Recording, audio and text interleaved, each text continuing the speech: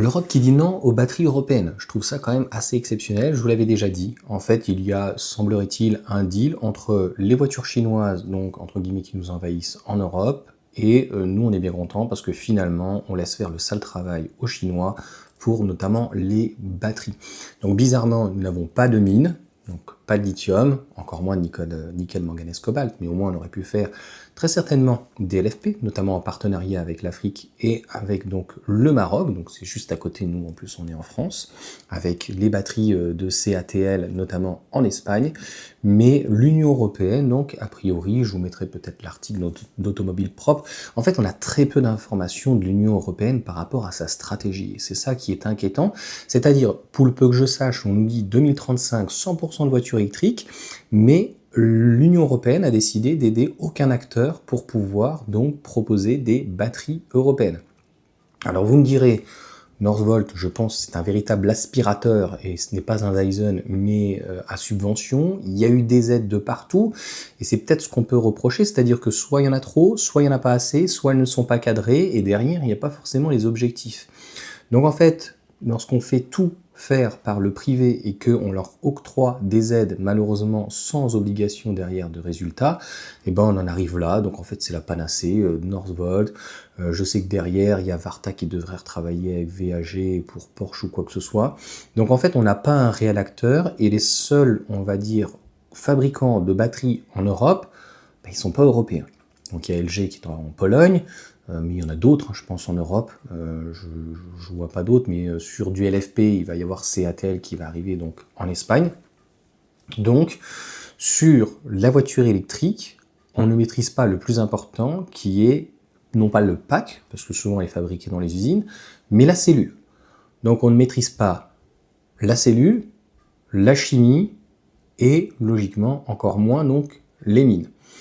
Donc la question qu'on peut se poser, c'est est-ce qu'on a encore des ingénieurs, est-ce qu'on a encore des chercheurs, est-ce qu'on est en capacité finalement technique de pouvoir proposer ou finalement on ne sait plus faire, on a perdu la technologie, et concrètement, comment en fait on peut mettre la charrue avant les bœufs, c'est-à-dire dire en 2035 on fait 100% de voitures électriques, mais où on perd, donc ça, c'est quelque chose qui revient un petit peu la souveraineté. Ouais, ben, ça me fait penser à une époque quand on faisait des politiques de grands travaux. Je crois que c'était dans les années 70-80, et c'était à coût de milliards de francs. Et en fait, le but de cet argent, c'était de redynamiser avec des grands politiques de grands travaux, les autoroutes, tout ce genre de choses.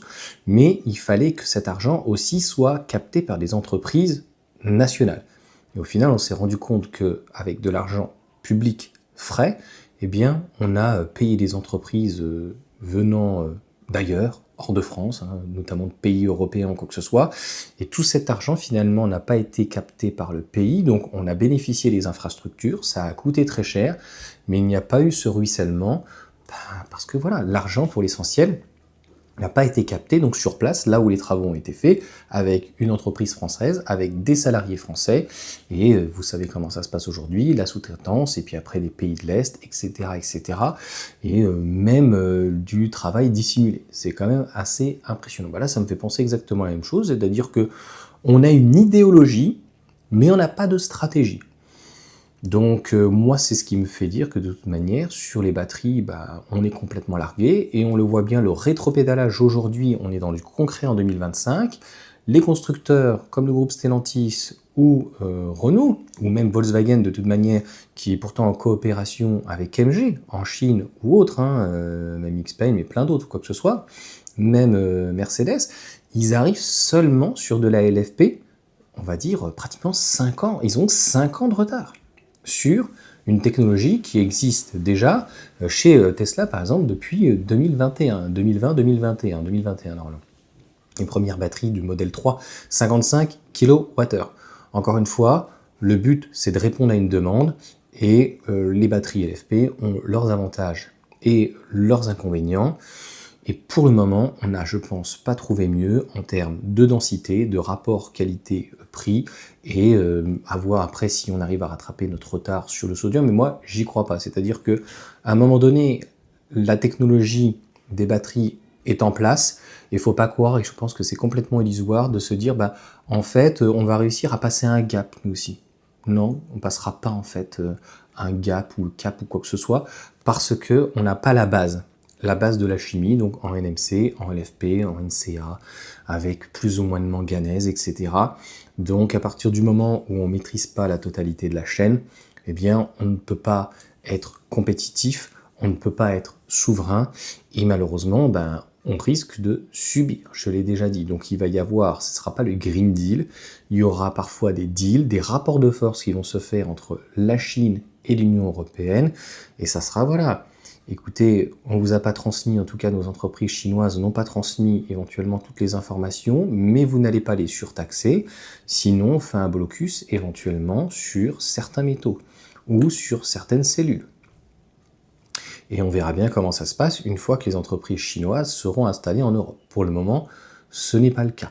Donc on voit très bien comment ça se passe, par exemple, avec les États-Unis. Vous l'avez bien vu avec Renault et donc Stellantis, à l'époque c'était PSA. Lorsque les États-Unis disent blocus avec la Russie, Renault c'est fini.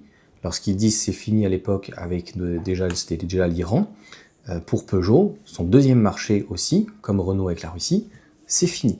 Donc je pense que ça pose un problème de démocratie, d'indépendance et de pouvoir à travers le monde en tout cas interagir. Et sur ce, ciao à tous.